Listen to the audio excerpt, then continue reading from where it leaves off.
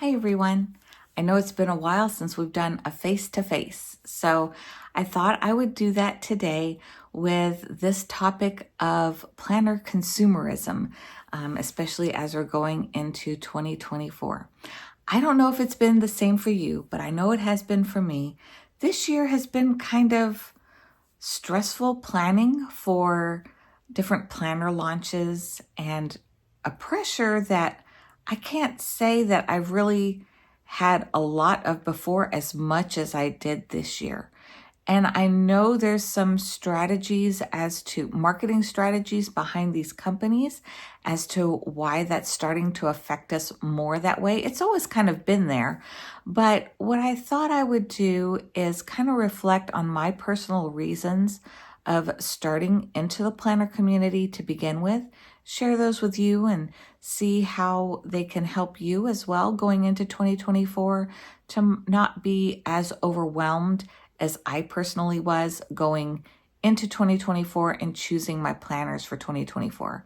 So if any of you out there have not purchased your planners yet for 2024, good for you. For me, I have a load of them. But there is one in particular I had not purchased yet, and I actually decided not to purchase it. So we'll get into that one as I go a little bit later, especially in my Techo Kaigi video, which will follow this video, as well as my actual 2024 lineup video that will also be posted later. So I'll put them in the links below after I've posted those videos, but these three are kind of going hand in hand. But I thought first we would address this subject that seems to be hitting a lot of us this year, probably in particular because of the economic mindset we're in. Also, with prices going so high across the board, including the planner community being affected by that, and also with the mindset overall of people in general trying to downsize and simplify their lifestyles, which I know has been a continual topic for our family. We downsized originally from our really large house back in 2016, and we're trying to maintain that smaller footprint. So, for me, I can't continue to get planner covers and things like that and take up more space. I need to keep within the space I have or even slim down even further. So how am I going to do that with planner consumerism? So we're going to talk about 6 different points today. We'll take the camera down and we'll look at what I have right now and also, different things, struggles that so many of us are having. So first of all, what I had to do was mentally, I had to take a reset moment and I had to think, how did I even get into the planning community to begin with? How did I get here to where I am today? Part of it is a lifestyle that I have been trained for since I was a kid. So my mom is from Japan. We're both from Japan. I was born in Japan. And my mom's lifestyle is very scheduled, very regimented. And that's how she trained me. So even when I started school, kindergarten, first grade in particular is when I remember it. My first real summer vacation. I remember my mom hand drawing out a calendar. So she drew out a calendar. It was Monday through Sunday. That's kind of the Japanese method. It's Monday through Sunday. So your weekend is blocked together over here on the right. And it was morning, afternoon, and evening. So in the morning, she would color in our sleep time. So we'd go to bed at 8, we'd wake up at 8, and then chores were from like 8 to 10. So that was a different colored pencil. And then it was kind of like free time and lunch time or volunteer hour time. So that would be another color. Mealtime would be another color. And then there was always some sort of education in the afternoon. So she would buy workbooks at the bookstore, and usually it was math. I always hated it, but had to do math every day. Handwriting, those were 2 of the main ones. Sometimes, some years in there, she would put Japanese into our curriculum, learning the basic ABCs, and it's not ABCs, but the alphabet in Japanese. So that was our afternoon homework. And then in the evenings, it was planning. We could go to the TV guide and select 2 television shows that we wanted to watch for the week, and those would get marked on the calendar as well. So that is my introduction to a general planner system. It would be put on the refrigerator with magnets, and that was our schedule for the summer. When school started, I also had piano lessons. So this is where I get into multi-planners. So my mom would buy me a notebook that I had from kindergarten. Every year I'd get a different one, but I started in kindergarten all the way to the 11th grade. I had piano lessons. So it would have how long I practiced piano each day. It would have any of the notes from the piano teacher. It would also note what theory lessons I had to work on. So that was that notebook. When I got into junior high school and high school, we added an academic calendar to my stack, you could say. So that was for my homework assignments.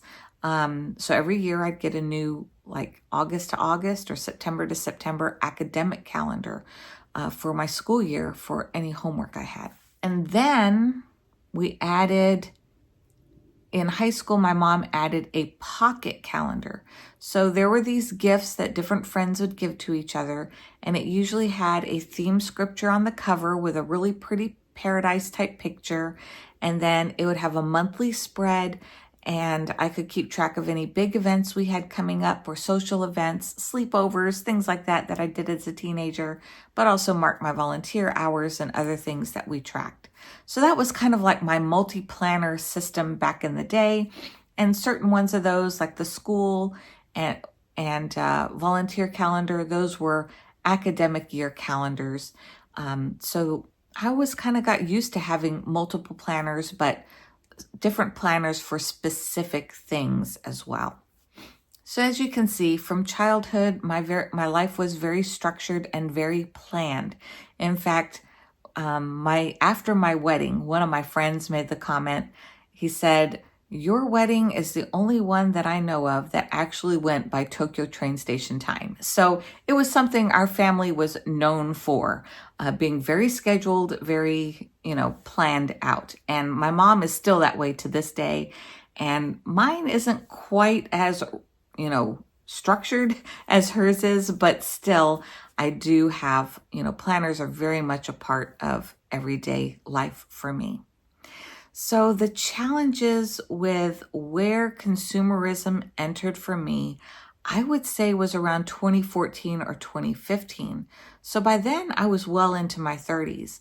Up until that point, I had 2 planner covers, and I think one of them I've actually shared on this channel very, very, very early on. So in the 90s, I moved into Franklin Covey and also Day Runner. My dad was a Day Timer subscriber, for those of you that remember those from the 80s. So I kind of got the knockoff version at a store. I don't know if it was Office Depot or Office Max back in the day. And I bought this one calendar, and I would refill this binder every year.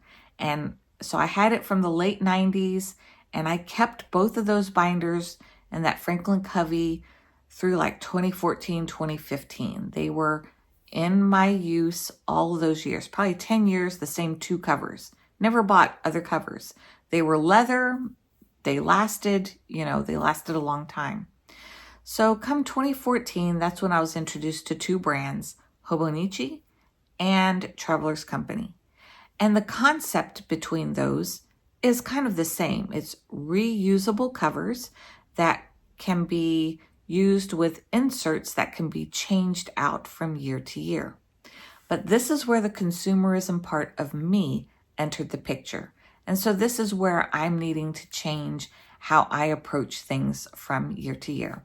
So the 6 points we're going to discuss, I have them written over here, is what kind of catches me into consumerism each year is the variety of designs, the pressure to have a perfect planner, social media influence, how is this environmentally affecting things, especially when I'm being wasteful, psychological effects, and how can I make conscious consumption instead of excessive consumerism. So we're going to delve into the planners that I have and kind of talk about these 6 topics today. So the first thing that gets me every year is planner consumerism due to covers. So the idea with a Hobonichi cover is that you buy one cover and then you replace the insert, the book inside of it, year to year. However, Hobonichi also comes out with some of the cutest and also most nostalgic covers of different things that I've grown up with that I absolutely love. So each one of these has a, like a sentimental reason why I bought the cover. Doraemon, my favorite classic childhood character. Animal Crossing, because my kids bought me the game during the pandemic, and also it is a childhood favorite of theirs. Their first addictive game they ever owned on an old, I forgot what they called it, very small Nintendo device they had when they were growing up. This one was by MT Washi. Everyone knows how much I love washi tape. This was a collaboration design. This is Tokyo Metronome. Of course, being from Tokyo and of course playing piano for so many years, this was the one that I bought this year. This is where consumerism caught me. And this is kind of a particular reason for this video. This one here, I could have totally reused. I love this cover and it's in perfectly great condition. And for what I'm using this for, which is my Day Free 2023, I could have totally done 2024. So just because this was cute, I should not have bought this for 2024, but I did. So again, kind of reviewing and seeing where consumerism caught me. And so where I want to do better is to use covers that I already have and love and reuse them in these upcoming years instead of continually buying more covers. This next section is what I'm going to call looking for the perfect planner system. So for me, I have gone through 2 in particular that have been a good fit. One has been the Hobonichi Day Free. This one I love because I can lay out, for example, my whole month just in photos and just kind of have a nice highlight of what I've done for those months. I haven't labeled all these months, but I really love this idea. I've really enjoyed doing that in my Day Free. That is one version of planner perfection that I have found for me. Another is the Kokuyo Jibun Days. So this comes in 2 books. I've already set this up for 2024, and it has the daily schedule of all full 24 hours. This is my workhorse. I've been using this since 2020, and every year at the end, these get ripped up and shredded. I have so much information with people's names and things like that in it. I don't keep these books from year to year, but it is my planner piece for work and all of the volunteer work that I do. I can keep it all in one place, but it's not something that I save from year to year. So with that in mind, this is where consumerism got me this year. I saw the Midori Hibino. I've never used this one before, but this one kind of has that same concept. It has the 24 hours on one side. It has the weather, and it's one day on 2 pages, all in one A6. So this is one that I am not positive if I'm realistically going to be able to keep up with. But the reason why I purchased this one is I've had some health issues this year, and my doctors really want me to start being better about logging what my breakfast, lunch, and dinner items are, what symptoms I'm having. But then there's certain things I've been wanting to do and implement. And that is, I want to make a daily gratitude journal. And I also want to just write a few notes about how my day went. And then maybe over here, mark my sleeping schedule and maybe a few things that I did. So this one's going to stay on my nightstand. We'll see how practical it is, or if it just ended up being another tragic story of consumerism for me for 2024. So some other items from Hobonichi that I love that can also be reused are this A6 as well as this A5. So these Mina Perhonen covers I really love, and I just started using these. Again, these have not gone to waste. They have definitely been used. This has been used all year this year. In my meeting notes, this notebook is almost full. It will be complete in December. So even though, yes, this was a new purchase, it has been used. So, but these are reusable covers. So I've already put in this one that I did not use in 2023. Talking about consumerism, sterling ink, I did not have any purpose for it when I bought it, and therefore it is still blank. So this is going to be used as my general notes in 2024. I'm not buying a new sterling ink planner. This is the undated rose gold, but it has that nice Tomoe River paper, so I can use my fountain pens in this A6 size. So the next brand where I love the designs and the planner covers, and I'll show you another contrast of deliberate need and usefulness versus consumerism. So here, this one I have used all year. It is completely full. We are literally in our last weeks of December, which are in this part of my planner right here, but you'll see it is completely filled. This notebook is all filled as well. We just finished our last lecture. And then of course, this one as well. So this is January through December. This is my scripture writing, my daily scripture writing journal. So all of those are used in this one. Now, I will admit the reason why I bought the blue is because they were sold out of the one I really wanted. So the consumerism in me this year did end up buying this one. This is the one I was after from the very beginning, which is the Starbucks Reserve in Camel. So I was finally able to get that this year.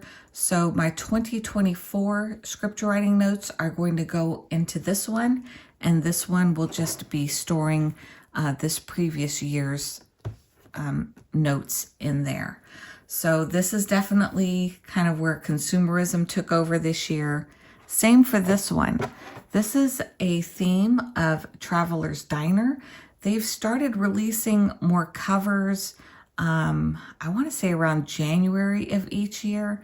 And I did love this one. I don't regret buying this one because the 2024 items ended up matching this theme so well. So I am glad I have it with the Traveler Town theme going on. But this was definitely a excessive consumer purchase. I thought it would be fun to journal like our local eating places and things that we like, which I have enjoyed doing. I've done a few spreads in here, but it wasn't an absolute need. This was more of, I just loved the idea of this cover. So that's where consumerism catches me. And hopefully this next year, I won't buy too many more covers.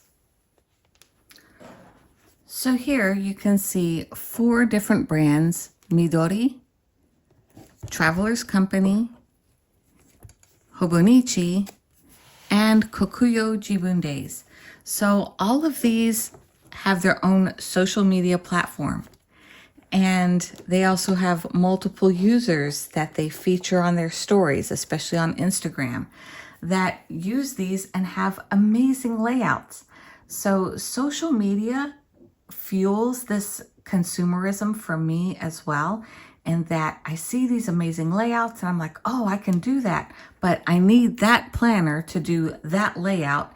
And so then there ends up being a whole bunch of these. Now, I will admit, for like Traveler's Company, I see a lot of junk journals. And even though I like the concept and I think they're beautiful and I like them all the time on TikTok and on Instagram, but I don't see a practical purpose in my life for just a random junk journal with a whole bunch of stickers just thrown in it. Yes, it can be like a, what do you call, stress reliever, but at the same time, I've been in that loop before where I bought a whole bunch of stickers to do those kinds of layouts, and I just felt like a copycat and that it wasn't personal to me, whereas I feel a journal should be something personal to me. So that is where I have taken a step back on the consumerism this year, that I can positively say I have not been purchasing a whole bunch of stickers and ephemera, but rather I've been looking for ways to create them myself or print them myself from home and make my journals more personal for me, either draw them out or write it out myself. So the environmental impact of excessive consumerism can affect us if, for example, like this one here, 2024, if I don't end up using it, having a dated planner that is empty or skipped absolutely drives me crazy, and I end up just pitching it. So I'm going to try to do a very concerted effort to make sure I stick with this planner in 2024. How I'm planning to do that is to put it on my nightstand so that it's there for me to see every evening and I can jot down my notes that very night. So that is my plan to kind of solve that problem for this one. The one I don't really have a solution for yet is this, my work planner. It's a Kokuyo Jibun Days A5. I use one every year, and I do use it cover to cover. I fill the whole thing, but at the end of the year, I do shred it because it has personal information, people's names, it has my students, it has volunteer work, a lot of items that I don't want to be shared with anyone. So I tear it up and then recycle it. So that could be another way that you can try to eliminate the excessive consumerism with these planners, is after you've used them, and if you are throwing it away, at least try to put it in a recycling bin. That's what I do with mine. Another way to combat it is reuse, repurpose. So this one was purchased in 2022. It was actually purchased with the Animal Crossing cover because the vendor that I bought it from, I couldn't buy just the cover. I had to get the cover with the notebook. So this one I'm repurposing into an ink journal to kind of track my fountain pen ink journey. So as you can see, I have a lot of sample inks over here. So I want to swatch those and keep them in here. Helps me kind of figure out what inks I want to buy again versus which inks I would probably never try again. So that's how another way we can avoid the excessive consumerism and also use what we have is repurpose and reuse other things that we already have, including covers and even the dated planners themselves. So now here I'm highlighting the psychological impact social media and planner community and Facebook, Instagram, TikTok, all of those things have an impact on our psychological feeling of either needing something or feeling like we're missing out. So in part, it's because of the great marketing skills that these companies have, and they have them for different reasons. So first, I'll start with Sterling Ink. This is probably the one that launched the earliest this year. I want to say it was June. And she also has like mini launches throughout the year. And so many have been using it. It was described as, I don't know, the one that broke the internet last year or something like that, because there were so many videos on the common planner that she makes, kind of like a commonplace book. So as you can see, I never used the blank notebook that I bought from her. So instead of buying a Stalogy this year that I usually buy in 2024, I am going to use this notebook that I bought from her back in 2023. So I did not buy a sterling ink this year. I am going to go ahead and use it in this Hobonichi cover that I have in order to use that. So it kind of helps that I can still do the layouts I see others doing in her planners, but I don't have to buy a new sterling ink one. Now, she advertises so early in the year because she is a small company and cannot afford to have too much excess inventory. So that's why she does it that way, for her business to survive. So I totally understand why she has to advertise so early, but then it makes me feel that pressure like, oh, I need to buy this in June of 2023, even though I won't use it till 2024. And that's what happened with me with the Midori Hibino. So Midori Hibino releases in July, and the previous year I did miss out. And I saw a lot of cute little layouts and ideas on Instagram, and I felt that pressure of, oh my goodness, I missed out on the Midori Hibino. I cannot miss it in 2024. So I did jump on the bandwagon, and I'm hoping I don't regret this decision. I hope I really do stick with it and finish this one for next year as well.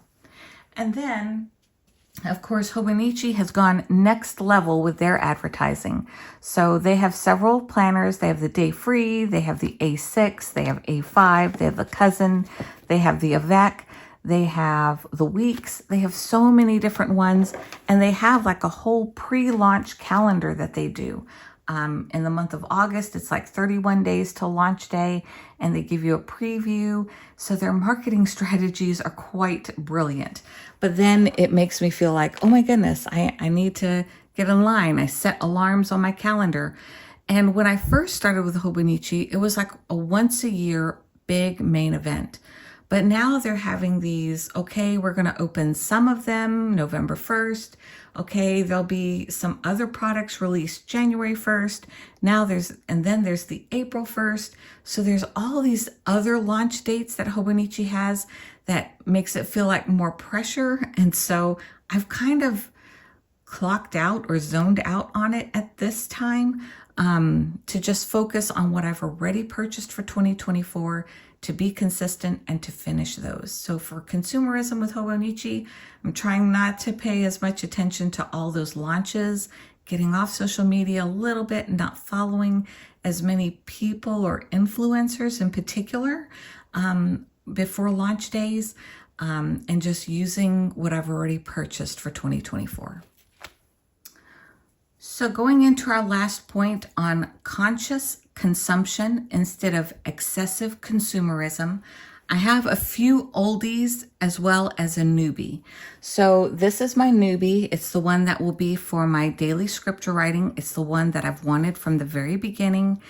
And so this one I know will be used through the whole year, and it will be used through and through.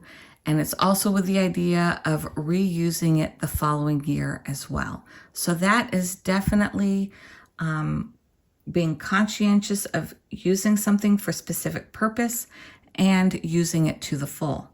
So a couple of other examples, and where I have decided to simplify this year is, since 2020 in particular, I want to say, I've been using Astrology 365, and these get filled every year. It's not that I've been wasteful with this at all. I have used it through and through from 2020 all the way to now. So 3 years completely full. But those also hold my Bible reading journals. We are going into the book of Psalms this next year, and you'll see I bought this book I think in 2018 or 2019. And it was just where I was writing verse by verse the book of Psalm, all the different Psalms. So since we're going into that this next year, you'll see that I decided to save this book because I had put so much work into it. This was literally a verse by verse, handwriting every verse out for the first 9 Psalms so far. But I have all these blank pages. So what I've decided to do, I also have all these stickers I had cut out already with numbers as well as Psalm.